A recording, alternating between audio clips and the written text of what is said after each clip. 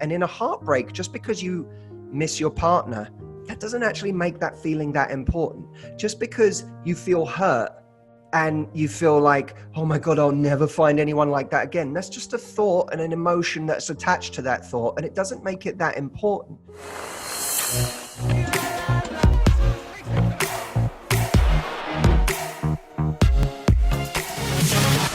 Welcome, everyone, to the School of Greatness podcast. We've got my man, New York Times bestselling author, the best love coach in the world, Matthew Hussey, in the house. Good to see you, man. What's going on? Super pumped about this. We are unfortunately not able to do this in person right now because of what's happening in the world, but we have been friends for 5 years now, probably. Yeah. We just went to Poland together a few months ago and did some crazy Wim Hof breathing, mindset, cold therapy with a group of guys. We try to connect in LA every month or two when we're both in town. But I miss you, man, and I can't wait to give you a hug soon. I miss you too. It's it's just everyone says it, right? It's such a bizarre time. But yeah, exactly, man. But it's all good. And I've been in an interesting time in my life because I was dating someone long distance for a year who lived in Mexico. You know Jeanette, and I was dating her long distance. Then she moved in essentially in January, the beginning of the year. We had 8 weeks of challenges of just how to live together, who's responsible for what expectations to have. Learning how to communicate with someone long distance is much different than learning how to communicate living together. So I felt like we went through a phase of, okay, this is our test to see how can we be patient? How can we learn to communicate better? How can I improve? How can she improve? All that stuff. And it got to a good place. Then quarantine. And then new things came up. Okay, we have different challenges and adversities and learning to communicate even more, and routines and spacing and all these different things. And I feel like we just 2 weeks ago were able to really communicate and get to the root of so many things that I think a lot of relationships have challenges with, where they don't actually deal with the root cause of what's happening, why someone's truly upset in the moment, why someone's truly frustrated.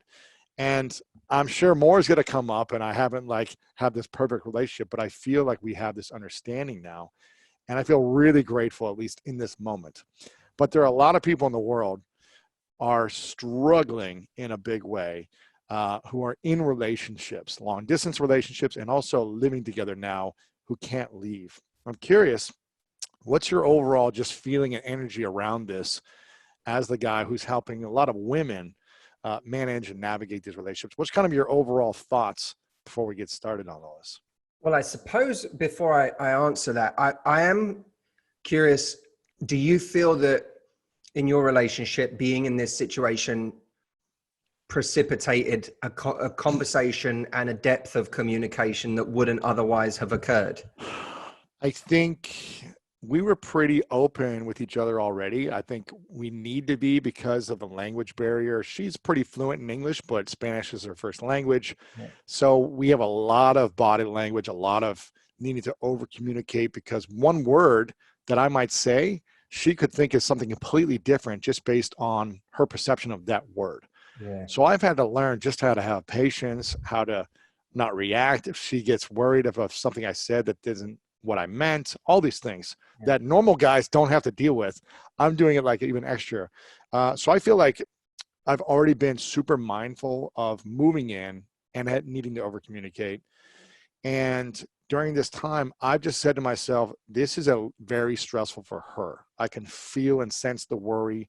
I can feel the fear and anxiety, her being away from her family, just everything, the scare of it all.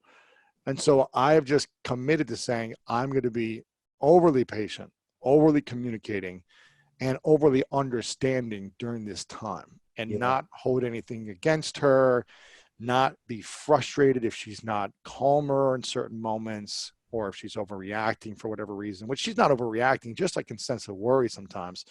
And I'm just telling myself, this is hard for everybody. Yeah. And the more patient I can be now in the hardest of times, or seemingly very hard times, the greater the relationship will be in the future by being more loving, understanding, and patient in adversity, not by freaking out and making her wrong or Yeah. reacting. So that's been kind of my commitment to myself and my relationship. I think that's great. And I think one of the things you alluded to, which is really important, is being mindful of what other people are feeling during this time and creating space for that, as well as doing it for ourselves as well. I woke up today. I had such a good day yesterday.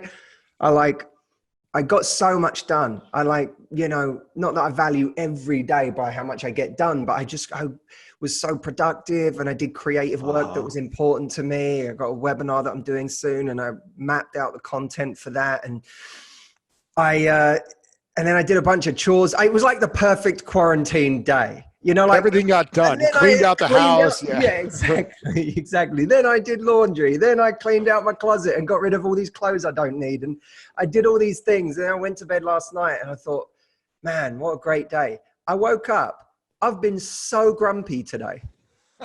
I don't like. I'm glad I'm getting the best of you, Matthew. You are. Mate, I put on a shirt for you. I love it. Like this 20 Put your hair up. My hair, this is as good as my hair was going to get today. I doled myself up for a minute to come and do this, but I really had like a grumpy day today. And I even said to like a couple of my team, I was like, God, I'm so grumpy. I'm like, sometimes I think if you're feeling something is actually important, like just point it out and don't give it too much power. Like I'm really irritable today. I'm just like driving me crazy. I'm grumpy today, because then it's like, I'm telling people like, this is sort of where I'm at. I needed to make a video today. I haven't got that video done today, because I said to one of my guys, I was like, I know you need that video today, but I'm just not in the mood. I'm like, not in the mood. I don't want to film this today. Let's do it tomorrow. I knew I could hold a day. There are days when I have to rally and I have to do it anyway. But today I was like, I'm doing this tomorrow. I'm not in the right place. And I think if we're in a house with somebody, it's super important sometimes just to communicate to that person, this is what I'm experiencing right now, or I'm not having my best day today. And that allows them to kind of maneuver and to figure out, oh, this tack that I normally take with you isn't the right approach for today. There's a different approach that's important for today. It's sort of giving someone a bit of a blueprint almost to say, and by the way, sometimes you could go even a step further, because saying to someone, I feel grumpy today, doesn't give them a lot they can do with that information, right? But if I could use this person being a bit gentle with me today, or I could use this person being a little soft with me today, or just spelling that out and not making it about them. Because what we do is we expect someone to read our mind and know that we need a different approach. And then when they don't, we get even more grumpy and we explode and they wonder what the hell's going on. In that moment, saying to them, listen, I'm like, even playfully, not everything has to be serious. I'm like grumpy today. Yeah. You laugh as you say it, but like, I'm grumpy today. I'm like, laugh at yourself. Like, cause today I felt like that. I was like, the things that are making me mad today are like, some of them so rational. So someone did nothing wrong and it's making me mad. And I was like, you know what? Then let's laugh at this, and let's engage other people in my life in this, not ask them to take it on for me, but just laugh at expressing myself. it. Yeah. And I think it going one step further sometimes, and even saying like, you got to be a bit gentle with me today, because I'm having one of those days. I think that's a great talking point. And even just yesterday, Jeanette was having one of those days. She was like, I'm not doing my workout. I didn't do my English class, which she's doing every day. I wasn't doing the things I wanted to do. I wasn't productive. Yeah. And I felt like I had too many things in my mind, and I was stressed and worried about my mom and family. But she communicated it to me, because I remember she wasn't communicating, and I was like, is everything okay? And then she did, and it's like the elephant was out of the room. That's and right. You can give your permission to your partner, whether it's your man or your woman or your partner in the relationship, to learn how to respond to it better, as opposed to being on edge or worried about it. So communicating, I think, would be great of how you're feeling that day. And it helps the other person not take it personally. Yes. Or not feel like they did something wrong. We think, you're making this my fault now, and you're making it about something I'm doing. And that's where arguments start. But actually I've found when people we love, when they show vulnerability, we're actually far more likely to feel loving and to want to do something about it, because we know it's not something we're doing, it's something they're feeling. And well, now I can help. But if it becomes a battle of good and evil over what I'm doing wrong, then our ego gets involved, and it stops us from realizing what's actually happening and how we can help that person. Yeah. And I think just being mindful that like there's just, we're all in a situation right now where there are things that we wouldn't normally have to put up with. We're, you and I wouldn't normally be doing this interview this way with me in my house. There's a as you were talking a minute ago, there was a plane that flew overhead. Normally, if I was shooting one of my videos, we'd pause, wait for the plane to go, keep going, just because we want as like great sound, Of course. Now there's a plane, and you're like, oh, there's a plane. Now it's we're using a webcam. We're using this. It's like, and you're like trying to figure out how to turn the mics on. We're all figuring stuff out. Yeah. And everyone's going to have in their relationship the plane that they have to put up with right now that they don't normally have to put up with, because they can just hit pause, or they could just leave the house, or they could just get in their car and drive away. And right now we can't do that. And so it's the tools are different. We got to bring out different tools than we used to.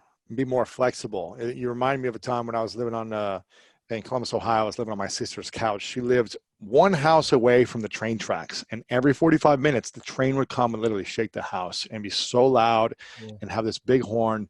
And I remember it's kind of like we got to live by the train tracks all day right now. It's where you just had to learn how to manage it and navigate it, even if you couldn't escape it.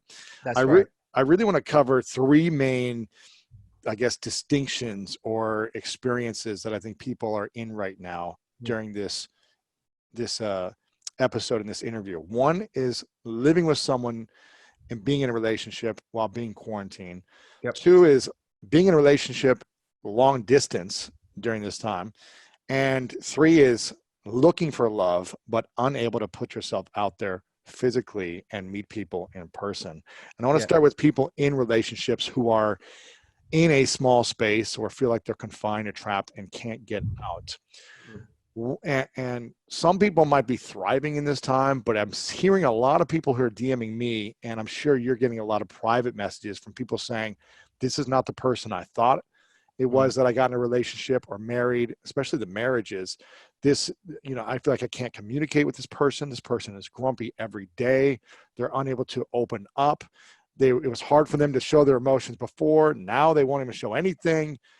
What do you say to people that feel like, man, I feel like this is a test, a big test for us, whether we're going to make it or break it?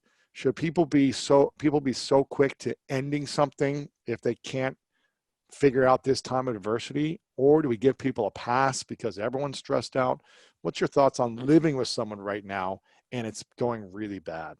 It's weird, isn't it? Because on one level, we're experiencing just more of who our partner actually is. Right. We're just seeing, we don't see that side. There's this funny tweet that went around, and it was from a woman. I'm sorry, I can't credit this person. I can't remember, but she said something like, she heard her husband say something on the phone, like, let's circle back. And she was like, I had no idea my husband was a let's circle back guy. Who knew? Because you'd never heard him on the phone before. He's always at work. Yeah, and that's kind of perfect, because you are seeing a dimension of your partner that you don't normally see.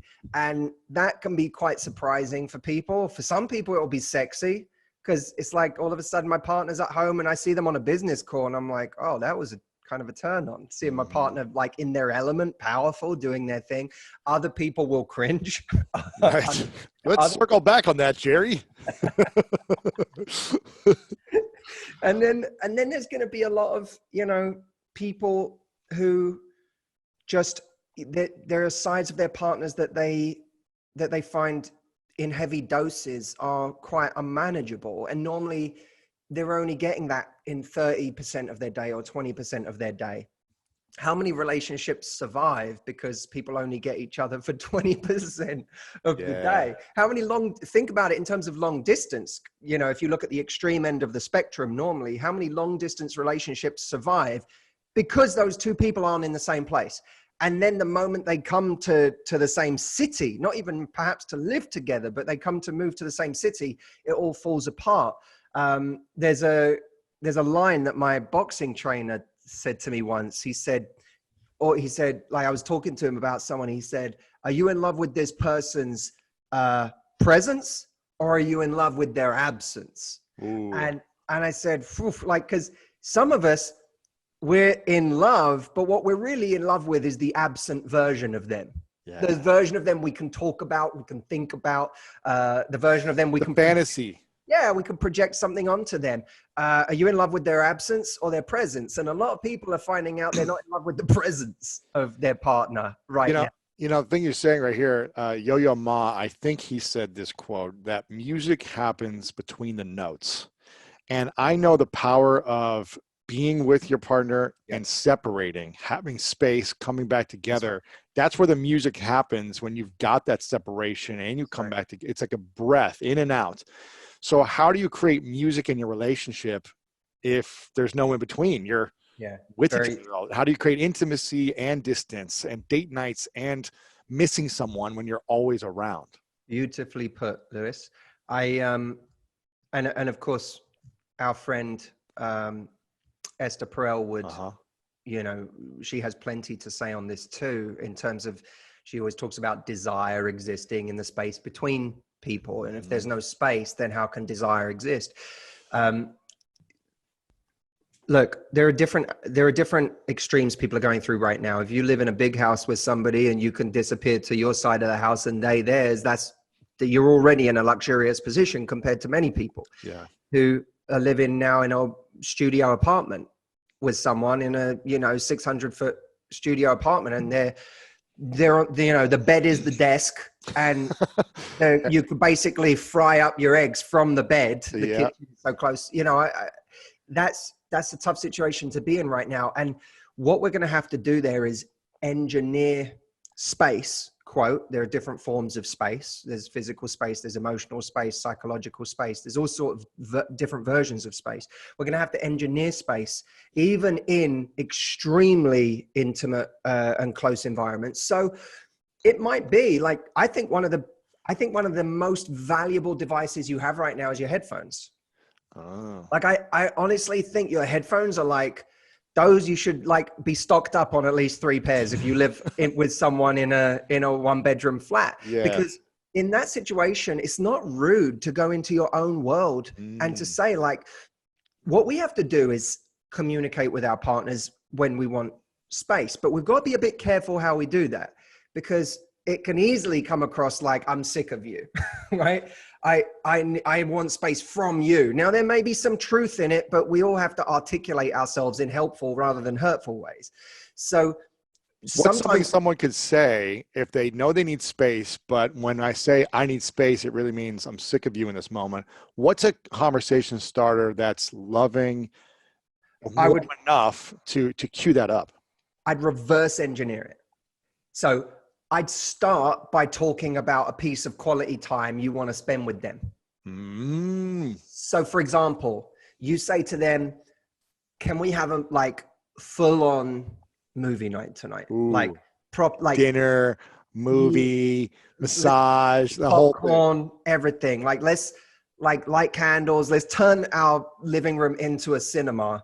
And make it let's have a surround sound. Yeah, have a real movie night tonight. Let's lose ourselves in it and pretend we're at the movies.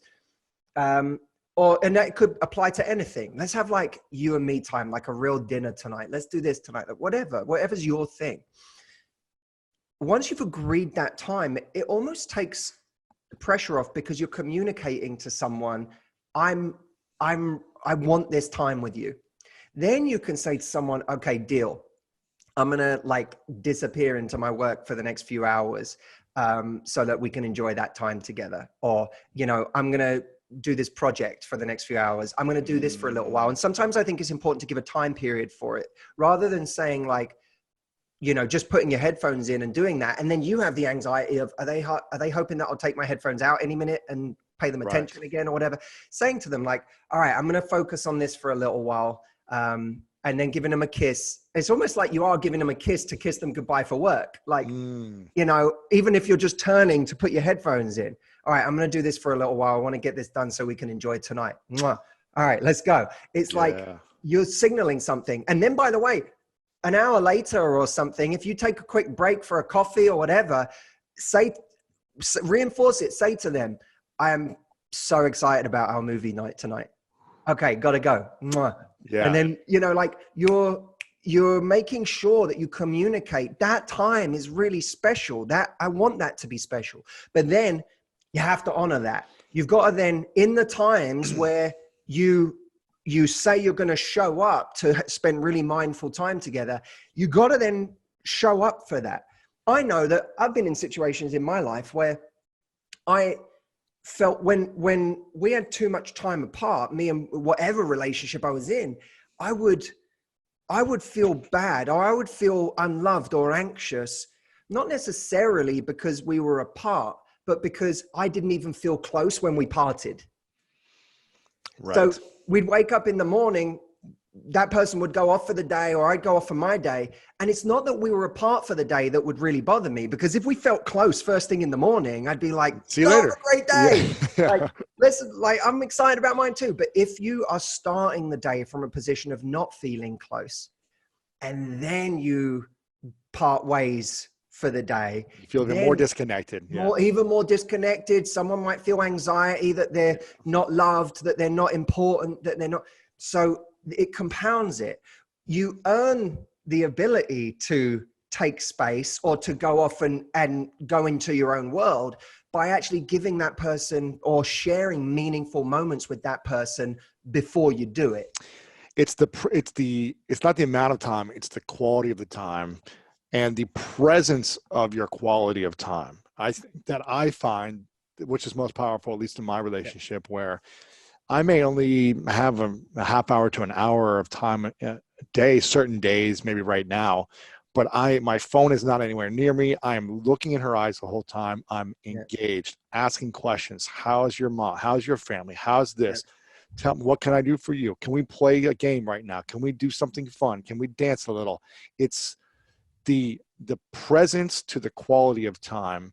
And I'm sure the more time you have, better, but it's got to be quality time from my personal experience. Are you finding that that's what, I guess, women and men want as well when you're coaching people? Oh, these issues go both ways. Yeah. You know, men can have the same insecurities as women can in these situations. And it comes down to which partner might feel busier, which one has got more to do right now. It could be like, it's a tough situation. If one person in a relationship right now and they're living under the same roof feels like they've got tons to do and tons of purpose and tons, you know, like I can lose myself in my mission and what I'm doing right now, and their partner and be fine. And your partner has lost the job or lost this or right. Or I haven't figured out what my thing is yet. I don't know what, you know, you have your mission. I don't know what I'm supposed to do. I'm waiting for you to come home every day. Yeah. Right. Yeah. I'm sitting here picking random hobbies out of thin air because I feel like everyone keeps telling me now's the time to learn a hobby. So I'm like, should I learn guitar? Should I play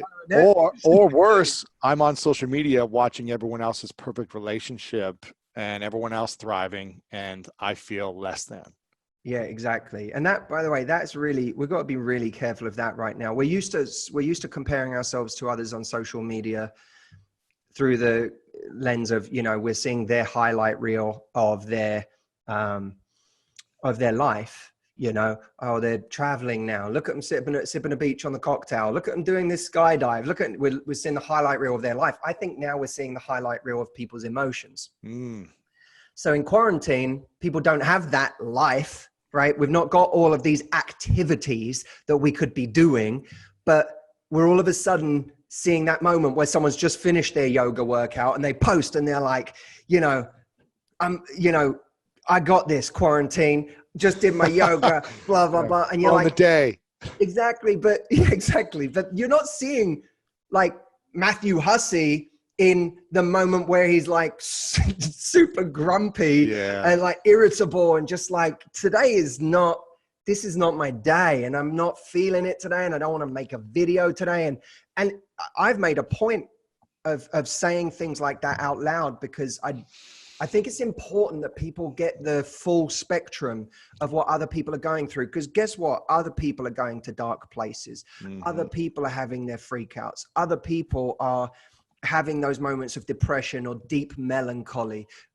People are having those, but it's not necessarily the things that they're posting about, especially in the worlds that we operate in, Lewis, where there's a hell of a lot of people wanting to show how well they're doing under the circumstances, how positive they're being, and so on.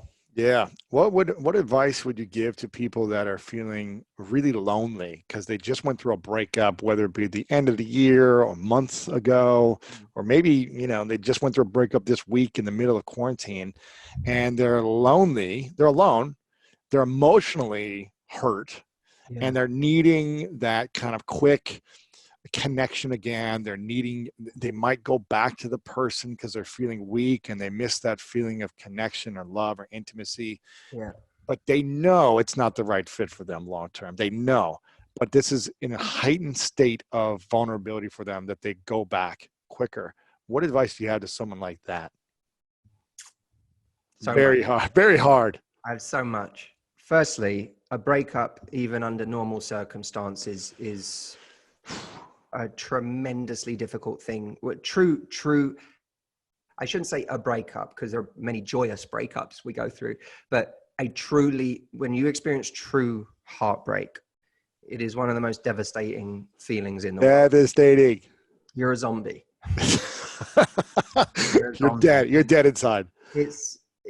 And it's worse than you're dead inside. You act dead to everybody else. Inside, you feel like you're dying. Yeah, that's true. On loop all day. You can't get out of it. Yeah. Yeah. In a breakup, and this is as true now.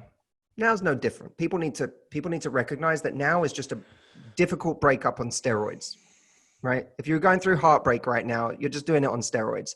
But it's just the same emotions. So don't fret that, oh my God, why did it have to happen now when this was going on? You're giving it a big story. It's still just the same emotions of heartbreak. You're just experiencing them in a heightened way. And you don't have the ability to rebound physically with that person or a new person, which we could see as a gift. Right. Why is that a gift?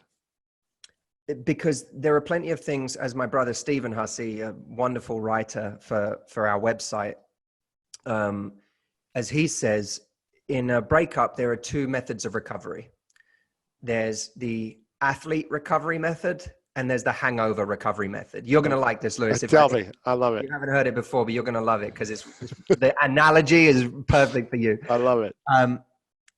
The hangover recovery method, you think about how do people deal with a hangover? They wake up, they eat greasy foods because they're like, oh, I just need something to make me feel better. They watch crap TV. They lay on the sofa. They wake up at 2 p.m. Yeah. Shut all the blinds. Don't let any light in. Eat ice cream. Essentially, they do all of these things that are temporary kind of pleasure and comfort, but ultimately are not nutritional and are not the things that are needed to get, what's needed? Massive amounts of hydration. Water. Go take a walk. Sunshine. Yeah. Right. Exercise. Get the metabolism moving again. Get that crap out of your system. That's all the stuff that's needed in that moment. But it can feel harder to do the things that are actually going to get you out of it. Now look at the way an athlete recovers in an injury, right? You know better than anybody. Yeah. You still train whatever you can train. You don't ignore everything simply because your shoulder's injured. You do what you can. Yeah, you do some abs, you do some legs, you do something else. Right. Let me keep a hand. Swimming. Yeah. Exactly. You eat well. You get tons of rest, as much rest as you possibly can. You do rehab where necessary, but you don't do so much that it injures what you're doing. Yeah, you reset your vision. You visualize what you want and start mentally rehearsing the reps, the repetition, the action steps. You mental rehearse, all those things, right? So now if you apply that to a breakup, the hangover recovery method is let's go and sleep with other people quickly just to get my fix, just to feel connected, just to feel like I'm worth something, just to feel like I'm still sexy. Let me go out and drink, party. Let me eat ice cream, bad food, keep going to the fridge. Get on Tinder and all the apps and Right. have people. Or not, or just hide away under the covers. Don't engage life. It could be either or, but they're all hangover recovery methods because they don't make you feel better long-term. They're just short-term pleasure. The athlete recovery method in a breakup is you do the same as an athlete. You say, okay, my heart might be injured right now, right? My heart's offline, so to speak, but I still have everything else.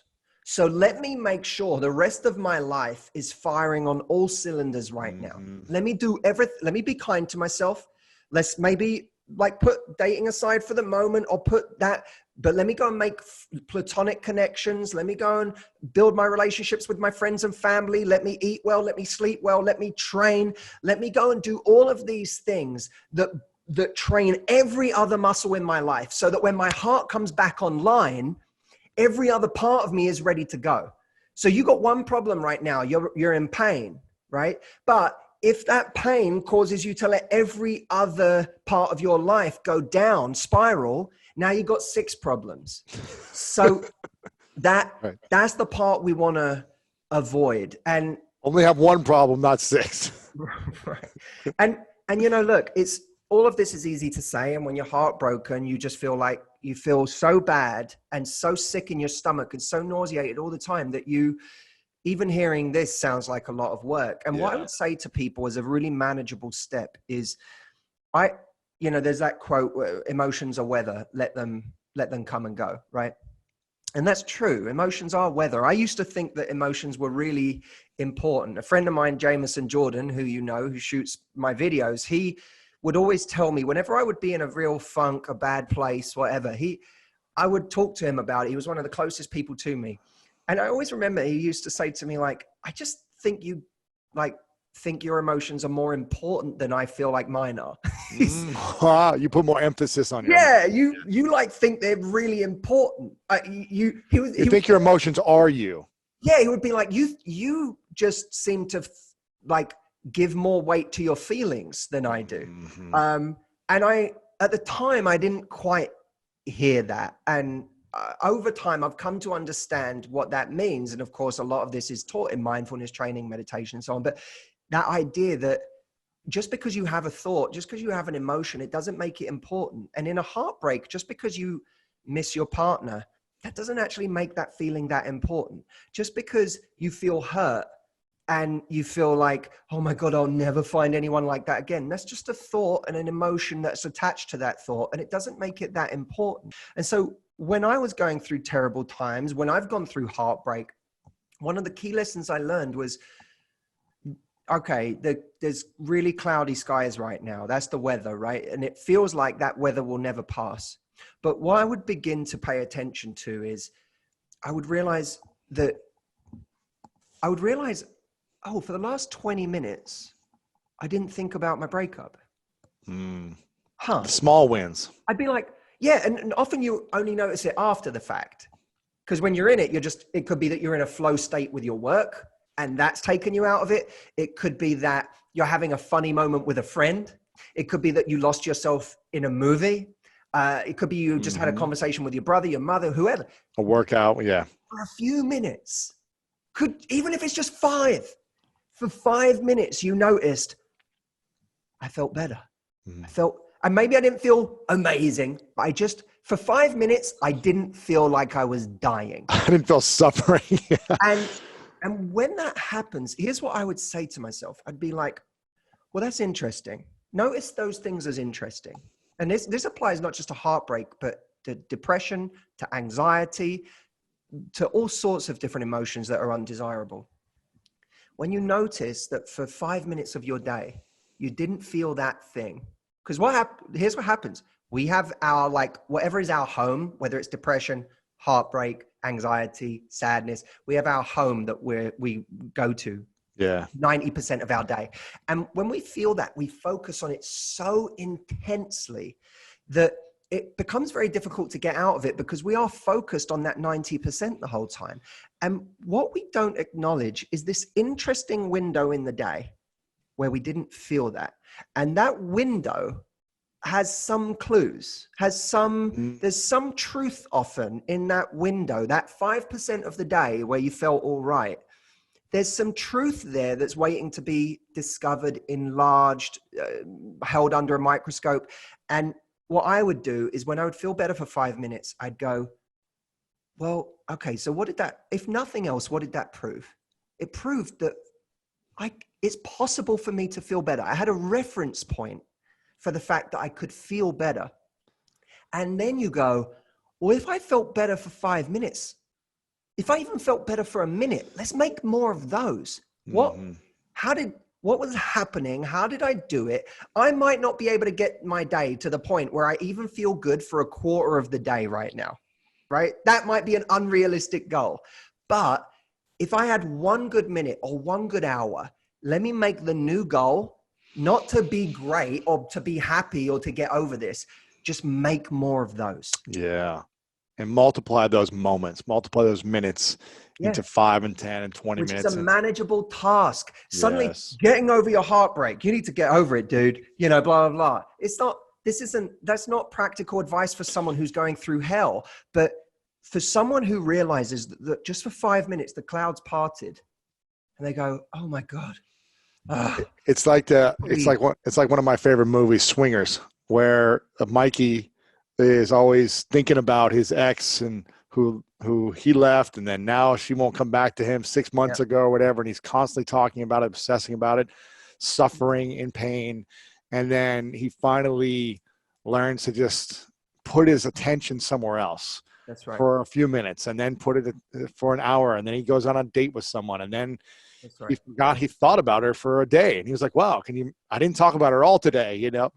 And Lewis, here's what's so important about that, because what's really interesting about that movie is he begins to do these things that slowly start to create more moments of good weather in his day.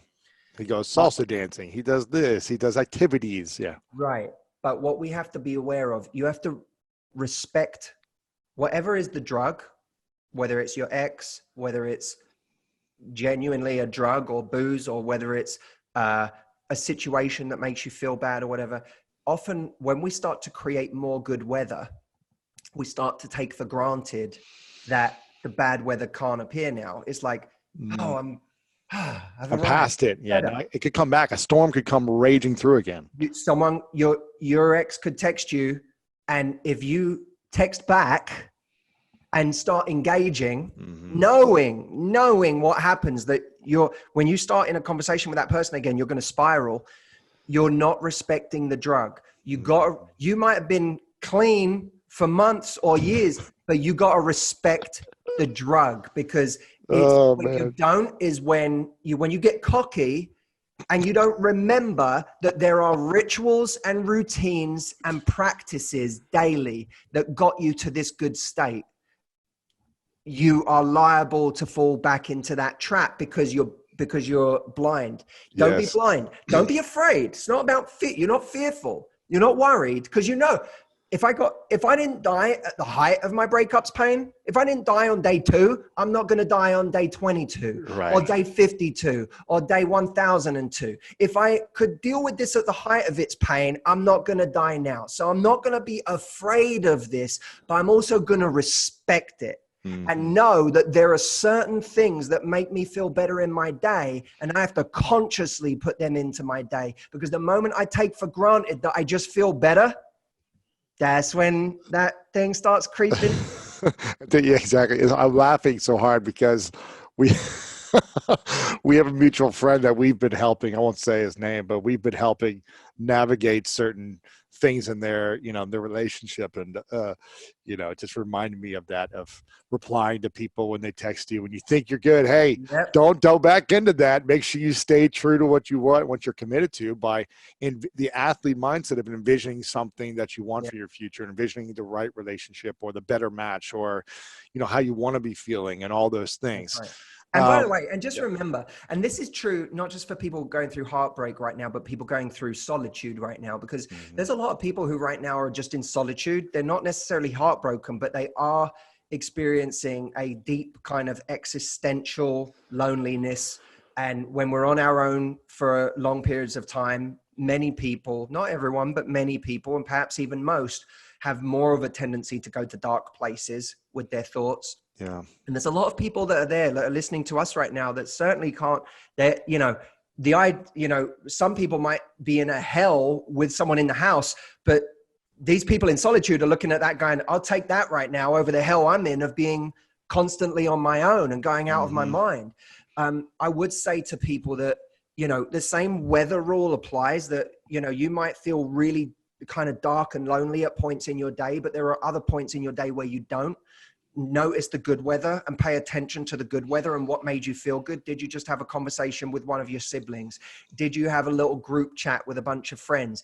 Did you watch a life-affirming movie? Did you read a book that made you feel connected to an author from some period in time, maybe who was also alone and writing about it? And by reading that author, you go, oh my God, I feel, someone else is having the same experience as me. I think that's really important, is if you're in solitude right now on your own, you connect to other people who have experienced that, because some of the greatest figures of all time have spent inordinate amounts of time alone, have experienced the darkness that you're experiencing, and you're in good company. You may feel you're alone and, oh man, we have this solipsistic attitude that we're the only one who's alone. We know it's not rationally true. We know it's not logically true, but we feel it on an emotional level. Those are moments where you have to remind yourself, I'm in good company, not just today, but throughout time. Key figures, brilliant people that are far more brilliant than we will ever be, have experienced the deepest, darkest existential loneliness. And in a way, there is something slightly romantic about that. I always love when I read an author and I hear that author who's brilliant and who I love. And I was just reading Bertrand Russell, and then you hear about something that someone suffers with or something that they've gone through, and you go, oh, thank God. This person that I love also, suffered. Grew up. Also, did this, there's that element of it that's really, really powerful. And so I think that you can adopt, accept that it's difficult. It is difficult. Don't look at other people and think they're handling it so well. It is difficult. I'd call my dad at times when business was hard and business was messy and like chaotic, and I'd screwed up or I'd lost money or I'd done something. I'd call my dad and I'd be like, my dad's one of my big mentors, and I'd call him and say, Dad, like, I'm just so stressed. I'm so overwhelmed. This is happening. This is going wrong. I got 10 people asking me for this, whatever. And he'd say, Matt, part of the problem is you don't think that other people's businesses are just as messy. It's almost like you think that you're struggling with all these things and other people aren't. He said, Matt, I've been in business for, 40 years. Business is messy. That is the nature of it. It is messy. It is chaotic. There are always things going wrong as well as things going right. That's the nature. That's how it is supposed to be. And when he would say that to me, it didn't take my problems away. But what it made me realize is, oh, it's all right. It's not, this is normal. I'm on top of my problems. I'm beating myself up and taking it personally that I'm doing a horrible job. Yeah. It's kind of like your dad and Jameson are saying the same thing. Your feelings are more important. Your mess is more important. A, don't give it so much power, and B, and don't give your feelings and emotions so much power. Not every emotion is a cue to do something. But at the same time, accept that this is your view.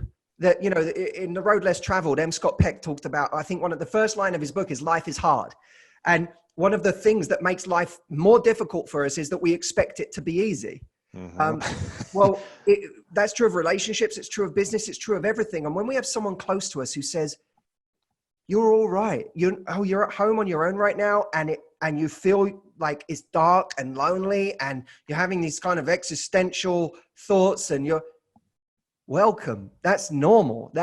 Of course you do. You're living at home on your own in isolation right now. Of course you're feeling these things. You're not a screw up. You're not weak. You're not handling it terribly because you're having these thoughts. That is absolutely normal. And that's what makes it heroic, is that you're having all these thoughts and you're having all these feelings, but you're in the company of wonderful people throughout history who have experienced this, who have had just as bad a time, who were dealing with it no better than you. But in that company, you can kind of then assume your hero's journey and go, yeah, and well, overcome this it. is my personal hell right now. I'm going to keep going anyway. We need these adversities to teach us things too. You know, we don't learn about how to be the best version of ourselves and grow through everything being easy and all the success coming to us. We learn through challenge, through adversity. And I'm not saying you need to suffer in the adversity and challenge. It's already going to be hard. A breakup's already hard, but you don't need to add to the suffering, like you said, and multiply the amount of pain. That's right. I want to ask you a personal question that you probably only talk about at your retreats. So I want to give people a taste of Matthew Hussey that you probably share to only a select few women who invest and show up to your retreats where they really get to dive in and ask you the juicy questions. Oh, I'm curious. So, I'm curious as to what it's going to be.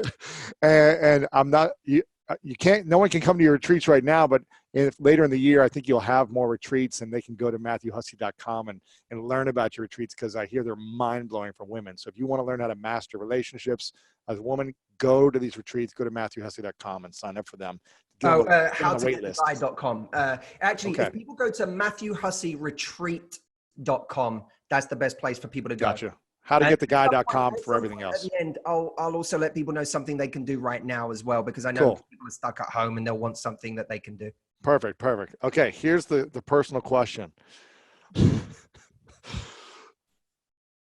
What is the biggest challenge that Matthew Hussey faces single, and the biggest challenge you face being in a relationship that you still need to, you need to overcome and improve? Or maybe you're not as, I wish I wasn't that way. I'm not proud of myself in these times when I do this.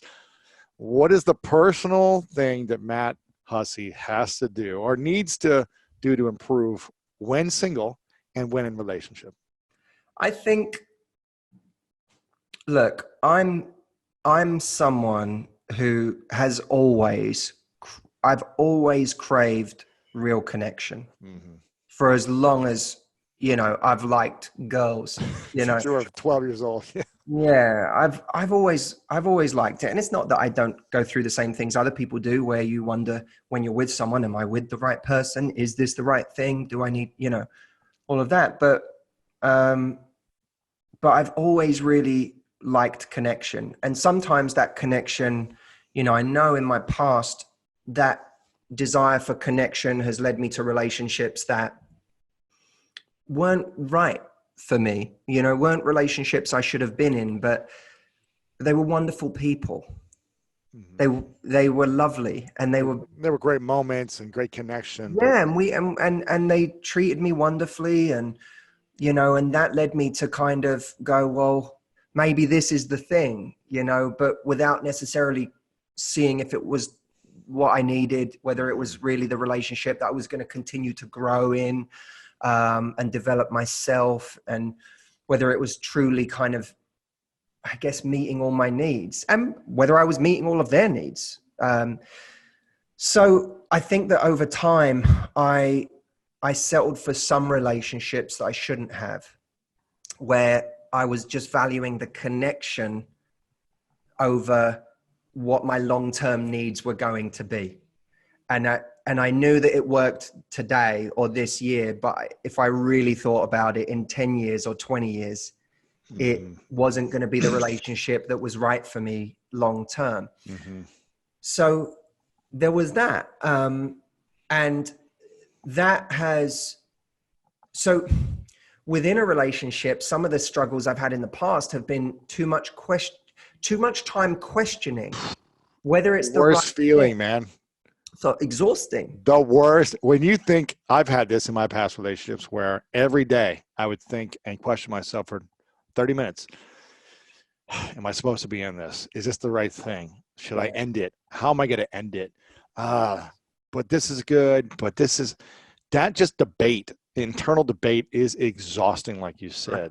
That's right. And so that that sapped a lot of energy from me. A lot of times when I would have liked to have actually had more energy to pour into, you know, either the right relationship or my business or friends or whatever, but it was being sapped by me constantly waking up every day and going, is this the right thing? Should I be here? Should I not? And you're just fighting yourself constantly. So I think there were things that I allowed to go on too long, that I should have seen things sooner, or rather, perhaps more accurately, paid attention to what I had seen. Because you saw them. Yeah, I saw They were there. You were aware. You just weren't actively paying attention and taking action on the attention. That's right. And so much of what I've been able to teach people and share with people has not been coming from a righteous place, but I've been experiencing things intensely. I'm a very sensitive person, and I'm someone who emotionally feels a lot, you know.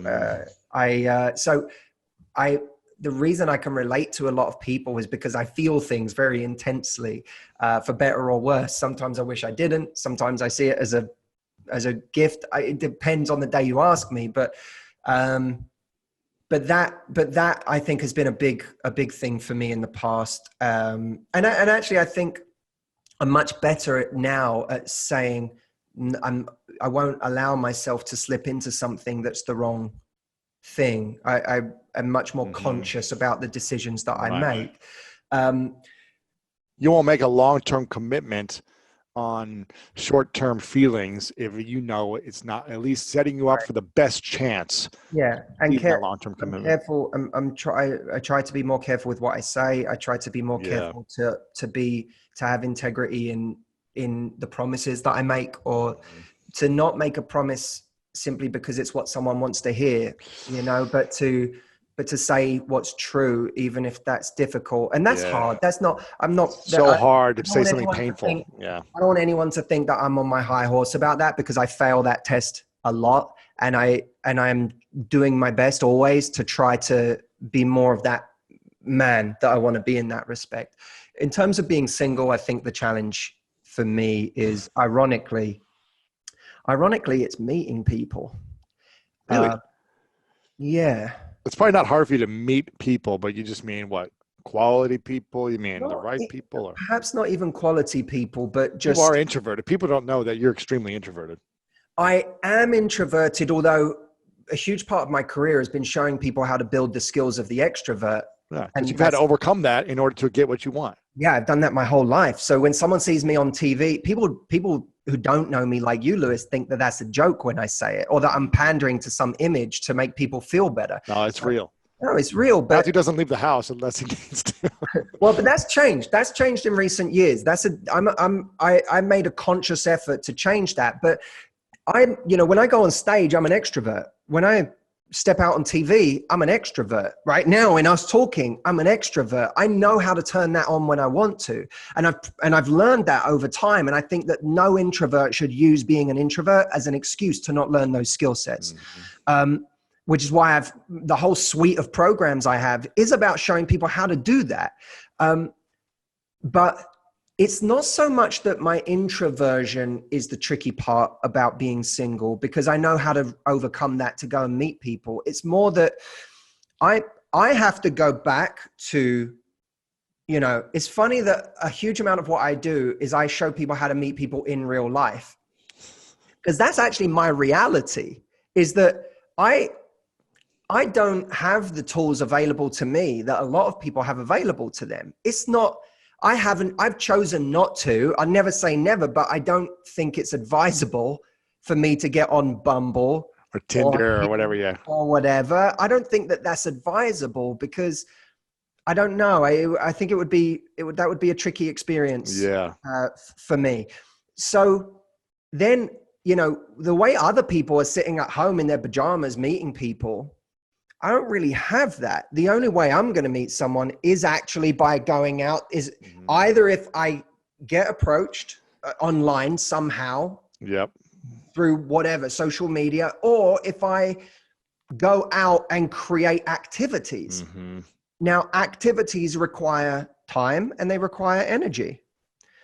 And one of the things that this is something that I'm super interested in right now. Is I just read this book. I just read this book by Bertrand Russell, or this essay by Bertrand Russell it was called In Praise of Idleness. And Bertrand Russell essentially makes this case. He was a very controversial and lucid thinker in his time, and amazing individual, very learned. He made this argument for the fact that we should all work 4 hours a day. 4 hours of intense, focused work a day. And then the rest of the day, he said, should be used for active leisure, what he called active leisure. Mm-hmm. He describes passive leisure as sitting in front of a movie. Yeah. Right. So I call that strategic messing around. Active leisure. It's like you're strategically messing around. Right. I imagine he would like that term because he was very much into the idea of play. He was very much into the idea of going and involving yourself in things, whether they're sports, whether they're activities, whether it's cooking, whether it's practicing something, learning something, going places, just being in nature and noticing things, writing, reading. These are active leisure. And this is a thought that I'm glad you asked me about this, Lewis, because I'm progressing this thought right now. And it's something that I invite people to think about with me. I don't have a solid answer yet because I literally I read this book this week and it really made me attach to my own content in a way that I thought was really interesting. I have for a long time been calling people out on them saying, I work and I do this and I do that, so I never meet anyone because I have no time. And I look at it and I'm like, okay, it's true that those things are excuses and that we have to create time. But time is only as good as your energy. And if what a lot of us are experiencing, myself included, because I don't have that way of just meeting people online from my bed at night because I finish work at 9 o'clock and now I'm going to lay in bed and meet some people. I don't really it's hard for me to do that. So I'm back to kind of where we were 30 years ago, where it's like, oh, I've got to live a life that brings me into contact with other people. And that could be classed as a form of active leisure, but that active leisure requires energy. And if we're so exhausted by our day that the only thing we have the energy to do is watch a series on Netflix, is to sit and watch Tiger King, or Ozark. I watched both of them. I watched both of them. No, dude, I love it. But that's the thing. They're amazing. When we're exhausted at the end of the day, that's the only thing I want to do is sit. I don't even want to read. Why is it when I go on vacation? I used to go on vacation. I'd be like, I've read 3 books this week. What the hell? I love reading. I get so much out of it. It does so much for my life, so much for my mind. We're only having this conversation about this right now because I read a book this week. Why do I read 3 books on vacation and not at home? It's easy to say because you had more time. It's not because I had more time. It's because I had more energy. Because my useful hours were not on vacation being used for work. Because even if I finish at 7 p.m., you could say, well, you've got 4 hours to read before bed. It doesn't really, energy. You need time to unwind. You need to, So I read on vacation because I have energy to read. Now it becomes active, not passive leisure time. And what I'm fascinated by about this quarantine is that not all people are finding themselves with this. There are plenty of parents with kids who are finding themselves with even less time and energy than before because now they're homeschooling in addition to doing their jobs and looking after worrying about their elderly parents and so on. So it's false to say that everyone has more time right now. But there are a segment of people that have found themselves with more time, and what they're enjoying is not necessarily having more time. What they're enjoying is having more energy for active leisure. And now they're like, wow, I'm doing all these things. They're almost dreading the time when they have to go back to work because they're worried, I'm enjoying these things I get to do right now. But what they're really saying is I'm enjoying the energy available to do these things, because often, even when it gets to the weekend, I'm too exhausted to do anything. So apply that through the lens of dating. And what you see is a lot of people are not meeting people. This is what I know I'm talking so much, Lewis, but I've got so much, my brain is so creative right now. I've got so many things bouncing around. I just turned a bad mood day into a good mood day. Well, of course, what makes a good mood day is flow states, losing yourself in moments, in thoughts, in ideas. And that's why we need more time, more energy to do those things. So through the dating lens. Yes. People looking to date right now. Yeah. I'm really curious about how people can start to see that, okay, it might not be your fault that you're not meeting a lot of people, because it's not just tied into your dating life, it's tied into everything.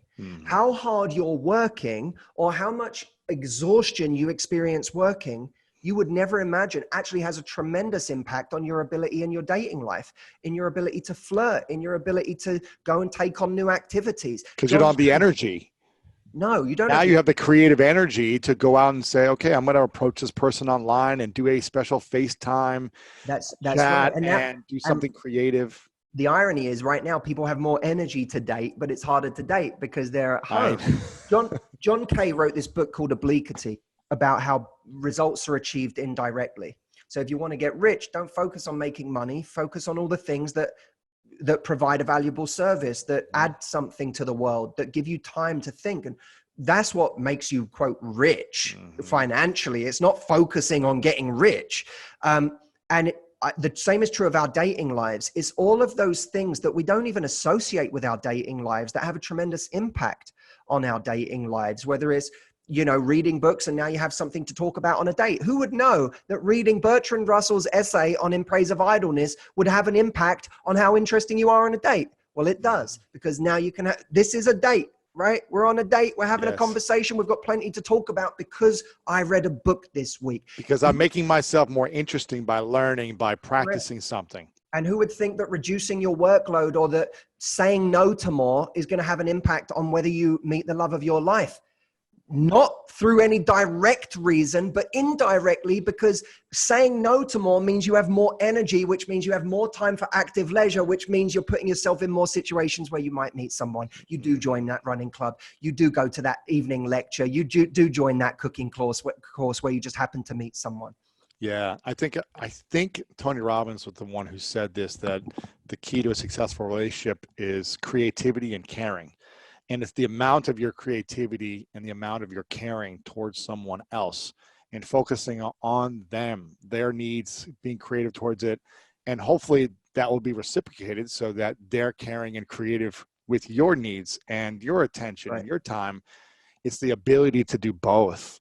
And if you're caring, but you're not creative, you're eventually going to lose that spark, energy, intimacy, desire.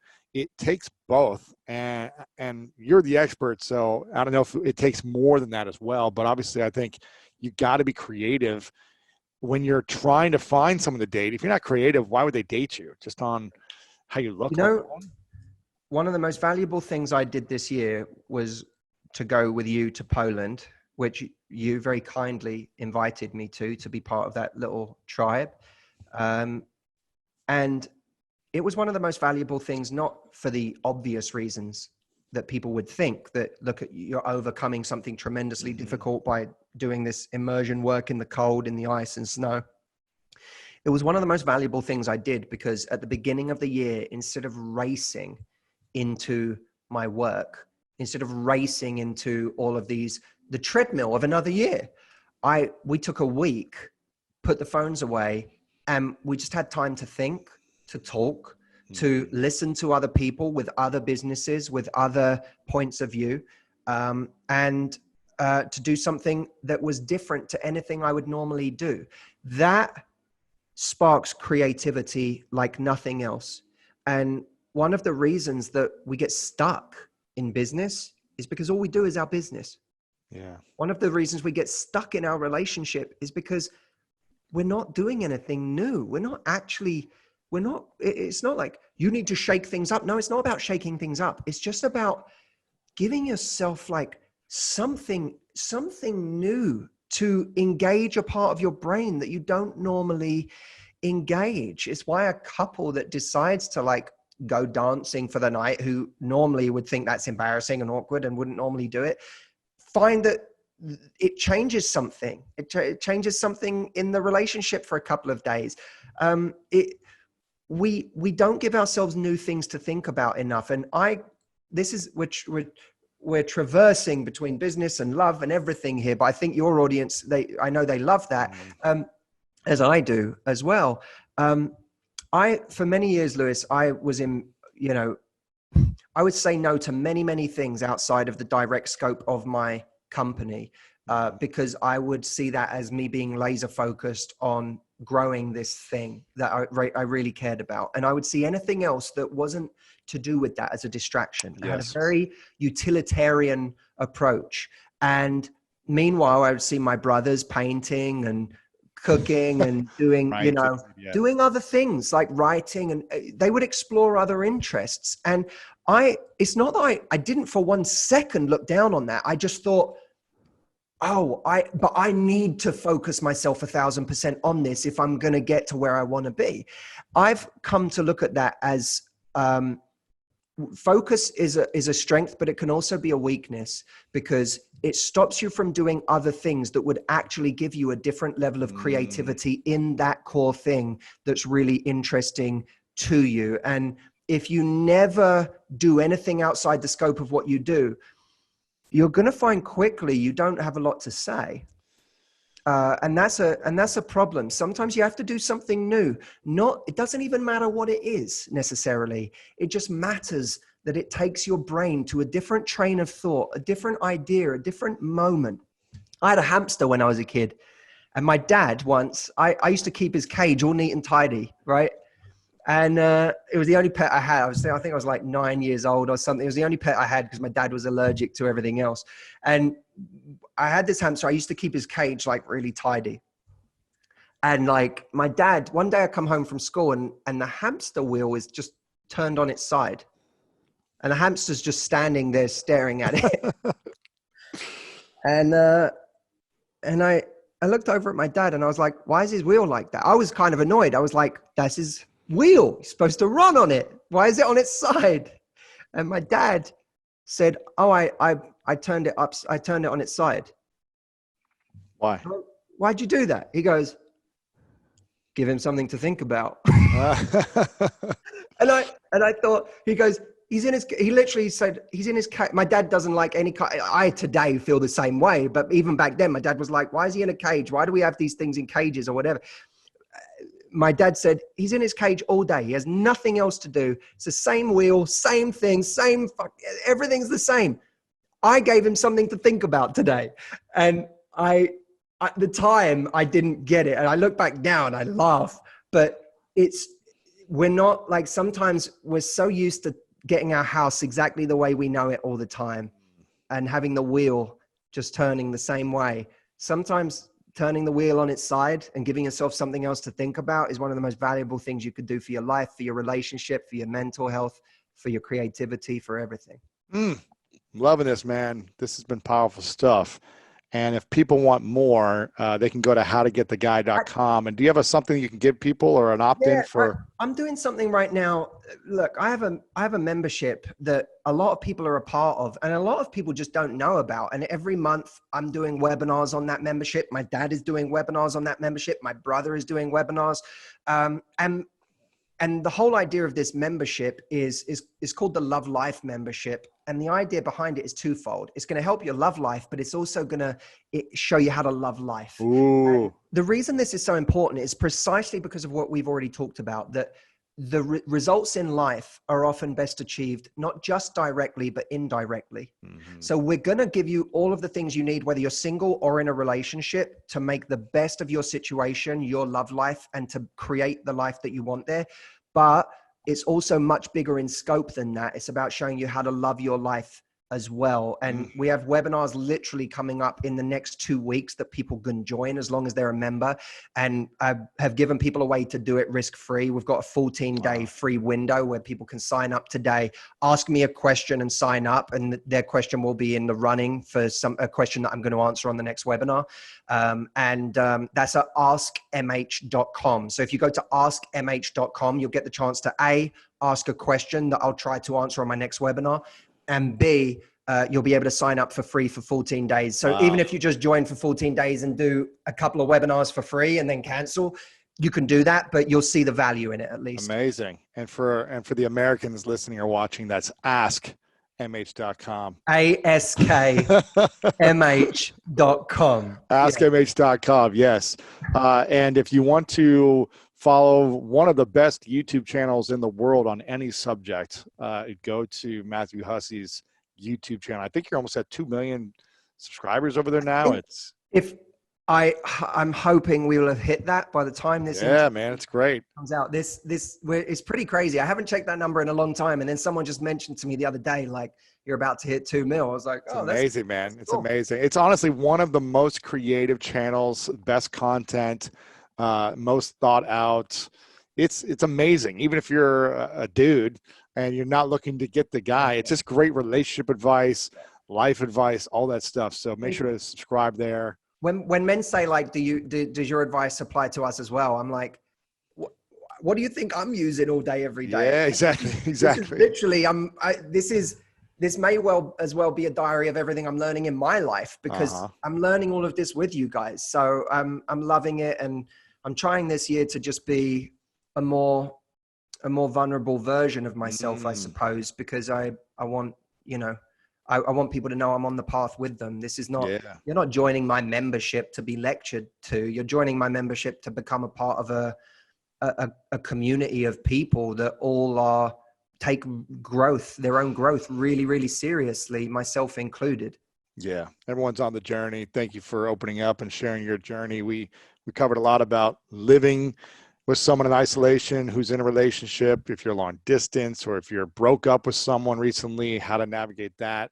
Also, how to look for love while in this time right now. Make sure you guys check out askmh.com. Subscribe to his YouTube channel. Follow him on social media. Some of the best social media content as well. I mean, I love your videos and content over there. So check out Matthew, guys. Matthew, you're the man. I appreciate you, brother. And thanks for having me, man. Can't wait till we hug it out soon, man. Yeah, I look forward to it. For those of you who haven't had a hug from Lewis Howes, the man gives like top 3 hugs in the world. I love it, man. Thank you, brother. All right, man. Thank you so much for watching this interview with Matthew Hussey. If you want more on relationships, love, sex, lust, and all things intimacy, check out this interview with Devon Franklin. There's more collective time than ever, because even in a relationship, we each need our own time in order to bring something stronger and greater to the relationship.